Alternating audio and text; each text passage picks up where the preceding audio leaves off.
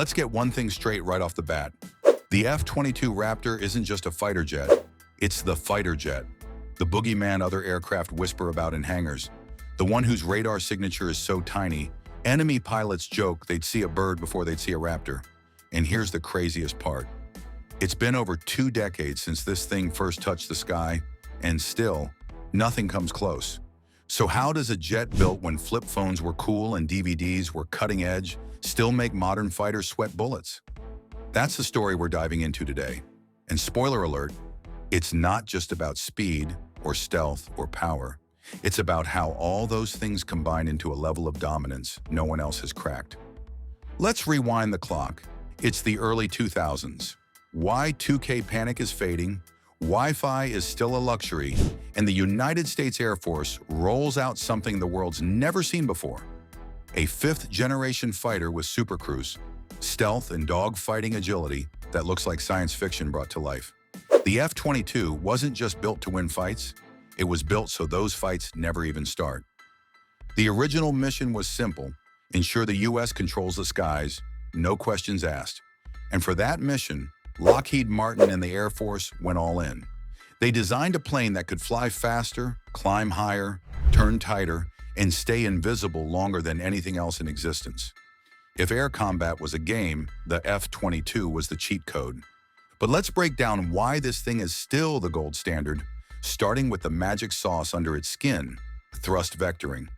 If you've ever watched a Raptor at an air show, you know what I'm talking about. It doesn't turn, it pirouettes. It doesn't dodge, it dances. Those mind-bending maneuvers, where the jet seems to ignore physics and pivot in midair, come from thrust vectoring. Most fighters just blast exhaust straight out the back. The F-22, its nozzles can swivel, redirecting that jet wash to literally push the plane in different directions. It's like giving a sports car the handling of a motorcycle. In a dogfight, that means tighter turns, faster re-angles, and a serious edge in close-quarters combat. Then there's stealth, not the Hollywood kind, the real kind. The Raptor's radar cross-section is about the size of a marble. That means by the time another jet's radar even notices the F-22, it's probably already in missile range. And stealth isn't just about shape, though the Raptor's faceted design does look like something Batman would fly. It's also about coatings, internal weapon bays, and heat signature management. Everything about the F-22 screams, "Don't look at me," and that invisibility has shaped modern air combat strategy around it. But what's truly wild is how all of this fits together. Most jets excel at one or two things. The F-15 is fast and powerful, the Su-35 is agile, the Eurofighter is versatile. The Raptor? It's all of those in one package, and then some. It can cruise supersonic without afterburners, fire missiles while remaining nearly invisible, and outmaneuver anything that gets too close. That combination is why, even today, most pilots consider engaging in F-22 a losing proposition before the fight even starts. Of course, if the Raptor is so good, you might be wondering, why did the US stop building them? The $100 million question. The short answer: politics, budgets, and timing. When the F-22 entered service in 2005, the world looked very different. The Cold War was long over. Peer adversaries weren't fielding stealth fighters, and the Pentagon started shifting focus toward counterinsurgency, drones, and ground wars in the Middle East. Suddenly, spending over $150 million per jet, with total program costs soaring past $60 billion, seemed like overkill. So after just 187 Raptors rolled off the line, production stopped. It was a controversial move then, and it's even more so now. Because as China and Russia sprint to develop their own 5th-generation fighters, the J-20, the Su-57, the US is stuck with a limited fleet of Raptors that are irreplaceable. But old doesn't mean outdated. In fact, the F-22 has been aging like fine wine, thanks to continuous upgrades that keep it terrifyingly relevant.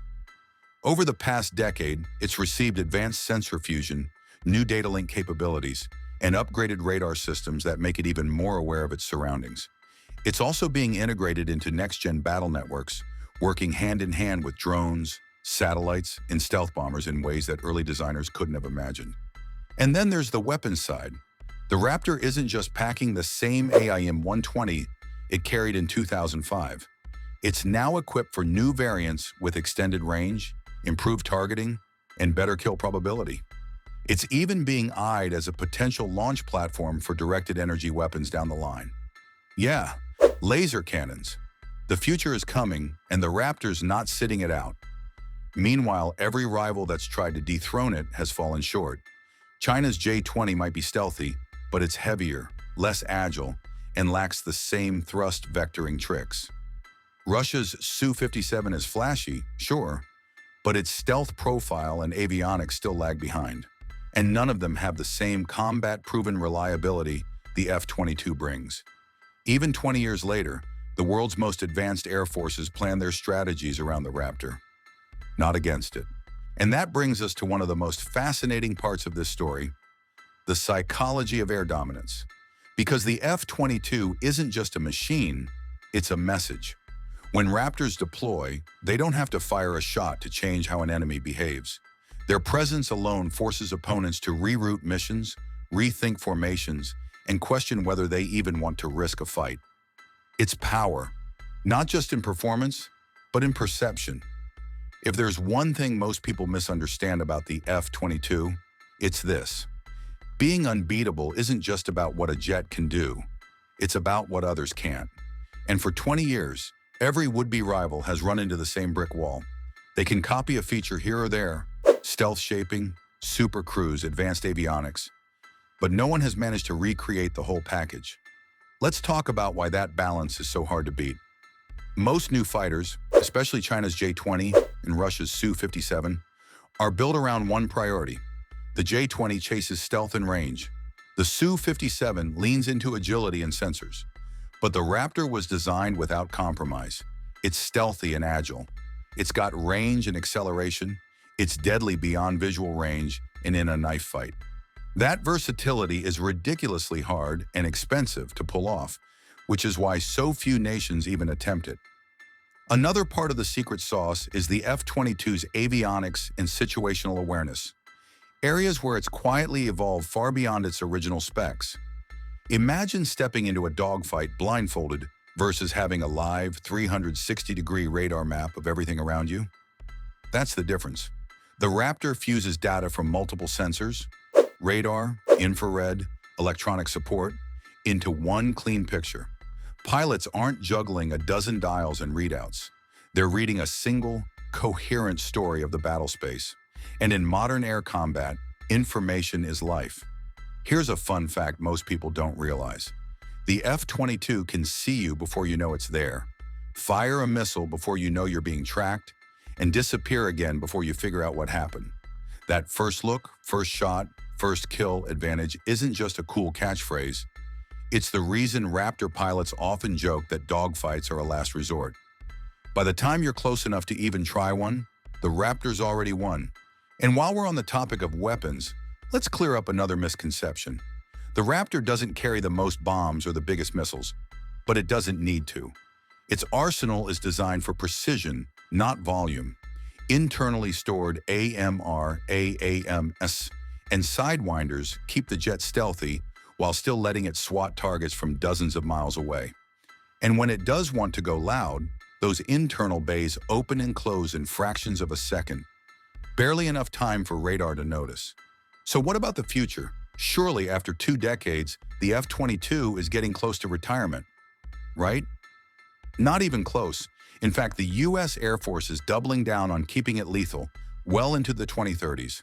The jet's receiving new sensors, better data link capabilities, upgraded cockpit displays, and potentially even the ability to control loyal wingman drones, unmanned aircraft that can scout, jam, or even strike alongside it. The Raptor isn't just staying relevant, it's becoming the quarterback of a next-gen air combat network. And there's a deeper reason why the Raptor's dominance still matters. Air superiority isn't just about winning dogfights. It's about shaping conflicts before they even start. Control the skies, and you control how wars unfold. You protect bombers, deny enemy surveillance, and force opponents into a defensive crouch. The F-22 was built for exactly that mission. And until someone builds something that can reliably challenge it, America's grip on the skies remains ironclad. Now, that's not to say the F-22 story is without controversy. Ending production was one of the most hotly debated defense decisions of the 21st century. Critics argue that shutting down the assembly line left the U.S. vulnerable, that with China and Russia rapidly expanding their stealth fleets, the Air Force should have kept building Raptors. And there's some truth to that. With fewer than 190 jets ever built, every single F-22 is precious. Lose one, and it's not easily replaced. But there's another side to that argument. The Raptor's early 2000s design is legendary, but it was also expensive and time-consuming to build. Restarting production today would require billions of dollars and years of retooling. That's why the Pentagon chose a different path. Keep the Raptors we have razor-sharp while developing a sixth-generation successor, the NGAD, or Next Generation Air Dominance Fighter. That jet will eventually take over the air superiority mission. But until it does, the F-22 isn't just holding the line, it is the line. And here's the twist. Even when NGAD arrives, the Raptor's legacy will live on inside it.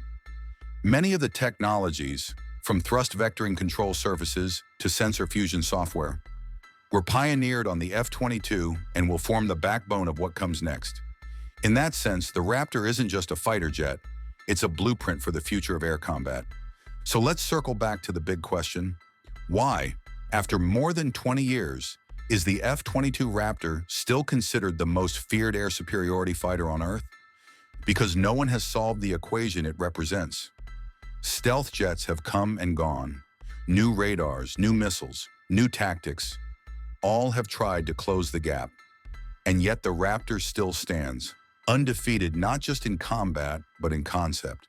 It's not the newest jet, it's not the cheapest, but in the unforgiving calculus of air dominance, where detection means death and hesitation means defeat, the F-22 remains the one aircraft you never ever want to see on your radar.